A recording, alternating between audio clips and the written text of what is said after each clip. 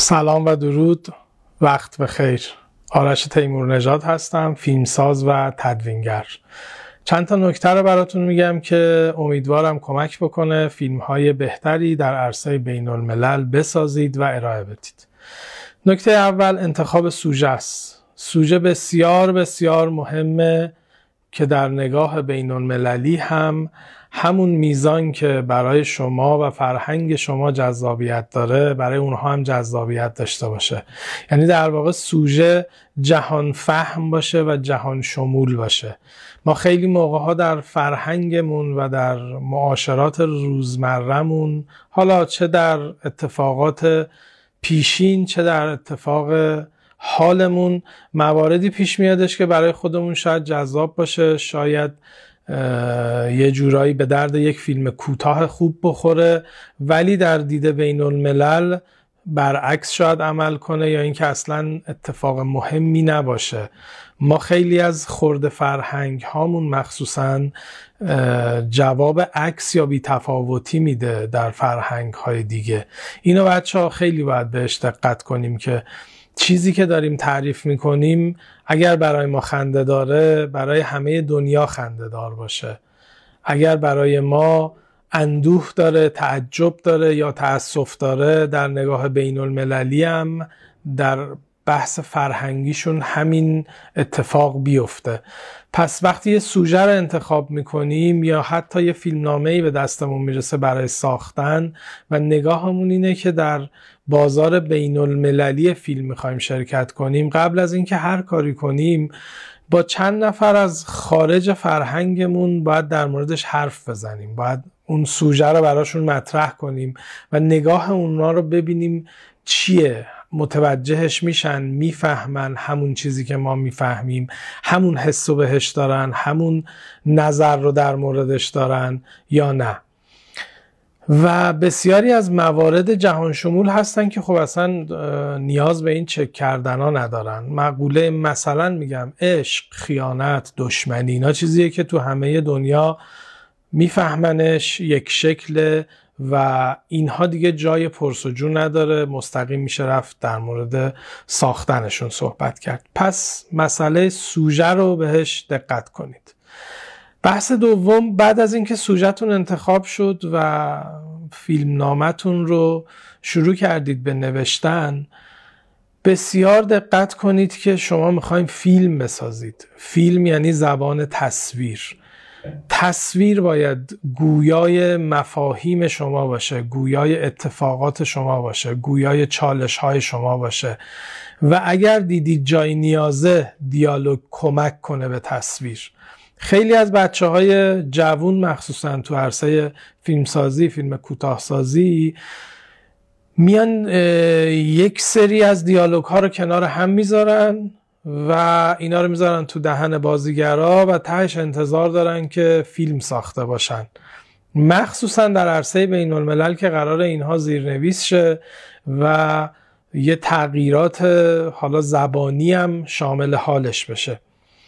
قطعا فیلم های این شکلی که پر از دیالوگن و سعی شده به جای اینی که تصویر گویا باشه، دیالوگ شخصیت ها رو به هم بشناسونه، به جای اینی که پدر و پسر حس به هم منتقل کنن و تصویر بگه اینا پدر و پسرن، پدر پسر فقط پدر پسر هم دیگر رو صدا بکنن و چیزهای اینچنینی که خب خودتون حتما دیدید و حتما الان که دارم میگم یک بار مرور کنید آثاری رو که خوندین یا دیدید متوجهش میشین. پس نکته بعدی اینه که مخصوصا در اتفاق بین الملل چون ما تغییر زبان داریم، هرچه تصویر بتونه حرف بزنه، تصویر گویا باشه و شما دیالوگ نداشته باشید، میتونید به یک فیلم قابل فهمتر در عرصه بین المللی تبدیل بشید. خودتون صدها فیلم حتی بدون دیالوگ رو دیدید که لذت بردید و زبان تصویر همه چیز رو گفته و اصلا نیازی نبوده شما دیالوگی استفاده بکنید. پس این رو بهش نگاه کنید و حتی فیلمنامه های نوشته شده‌تون رو یک بار بخونید ببینید دیالوگی رو میشود حذف کرد و با تصویر اون معنای اون دیالوگ رو رسوند. این پس در عرصه بین الملل بسیار نکته مهمیه. و نکته آخر که شاید تکمیل کننده دو تا بخش قبل باشه، بحث تدوین و تدوینگر در فیلم های کوتاه و فیلم های بین المللی.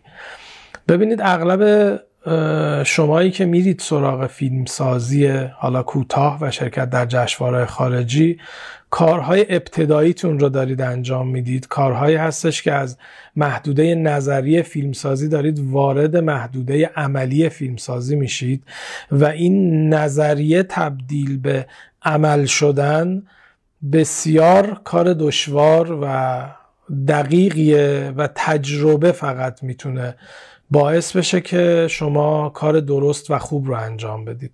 هرچی شما بخونی اندازه مدیوم کلوزآپ، این نما به اون نما میخوره، این اتفاق ریتم رو درست میکنه، تا شما با دوربین تصویر برداریشو انجام ندید، تدوین نشود و روی پرده سینما یا تلویزیون نبینید، اون تجربه ها رو کسب نمیکنید.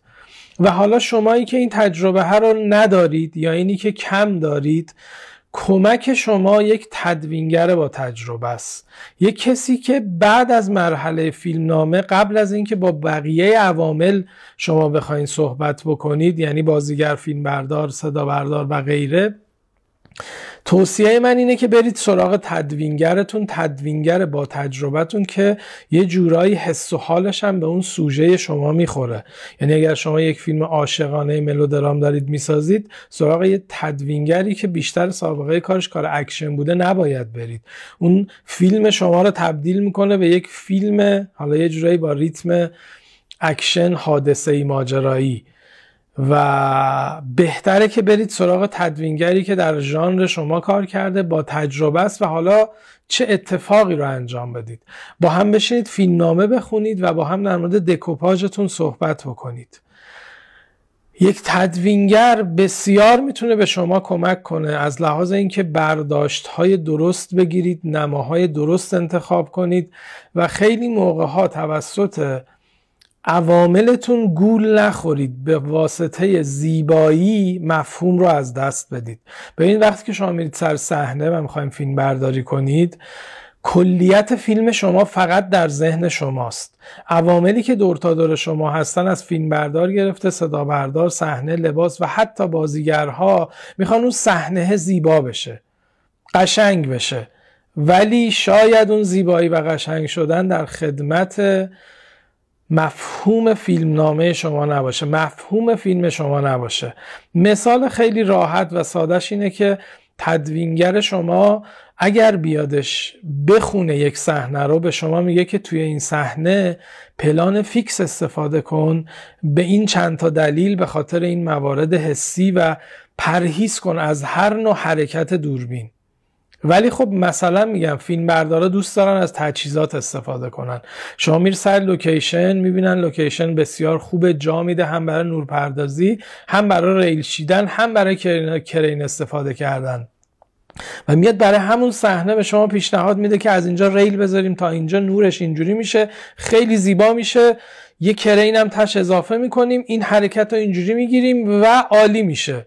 و شما در لحظه خب میبینی آره استفاده از این امکانات شاید خیلی زیبا بکنه فقط اون صحنه رو، ولی وقتی میایین سر میز تدوین میبینید لطمه بسیار بزرگی همین زیبایی و همین حرکت‌های نابجا زده به مفهوم فیلم شما.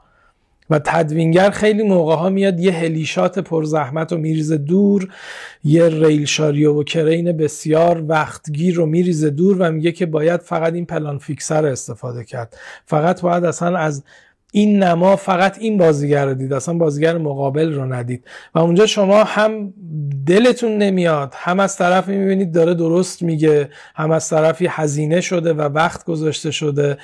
و این نکته بسیار مهمیه که اگر شما از مشاوره تدوینگر قبل از شروع فیلمبرداری و حتی انتخاب عوامل استفاده کنین، بسیار به شما کمک میکنه. انتخاب عوامل رو چرا میگم؟ برای اینکه تدوینگرها یک عالمه فیلم تدوین کردن، از فیلمبردارهای مختلف، بازیگرهای مختلف، و پشت صحنه ها رو دیدن، توپق ها رو دیدن، ایرادات رو دیدن، و به شما میتونن پیشنهاد بدن این فیلمی که شما میخواین بسازید فیلم بردار مناسبش کیه، بازیگرهای مناسب این نقش کیا میتونن باشن، صحنه و لباس مناسب کیه، صدا برداری که بتونه صدای خوب برای شما بگیره توی یک صحنه شلوغ و دعوا و کیه، چون اونه که اومده زیر دستش همه این صداها، این تصویرها و همه این نکات و به دقت ساعتها نشسته با اینا ور رفته نگاه کرده و اینا رو بالا پایین کرده. به همین خاطر این توصیه من رو جدی بگیرید و فیلمتون رو با یه تدوینگر ببرید جلو و در نهایت اون تدوینگر با تجربه‌ای که داره، با آثاری که از زیر دستش ارائه شدن به بازار بین الملل، میادش یک اثر شسته رفته بسیار خوب رو به شما تحویل میده که ایشالله در بسیاری از جشنواره ها میدرخشه و باعث موفقیت و طی کردن پله های فیلمسازی برای شما میشه. ممنون که گوش کردید و توجه داشتید. امیدوارم که در جشنواره ها همدیگر رو ببینیم. خدا نگهدار.